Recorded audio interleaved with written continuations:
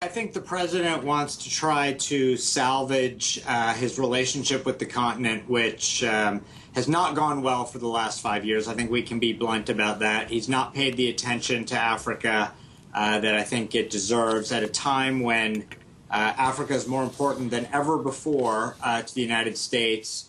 There's a palpable sense that the White House has not paid due attention to the continent. And this is his chance to try to rectify that. If I were an American voter, I don't think I'd be that bothered about Barack Obama and what he thinks about Africa. But clearly, there is a problem for the U.S. in the African continent because it's been outstripped in many ways by China, hasn't it? Well, look, Africa and foreign policy in general is rarely a big vote getter here in the United States.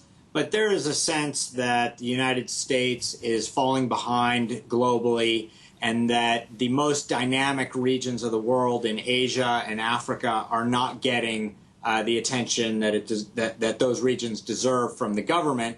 And in particular, there's this sense that that the Chinese and other countries are quite aggressive, and that the U.S. is sitting on its hands. And hopefully this trip will help to try to turn that around.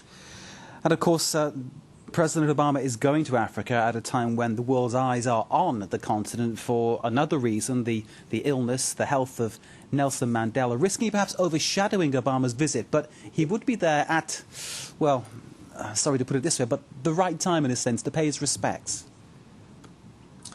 Sure. I mean, I think, it would be in a sense fitting if the president is in South Africa at a time to honor the tremendous impact that Nelson Mandela's had on the continent, and to really highlight the development and democracy progress of the continent, which is part of Nelson Mandela's legacy.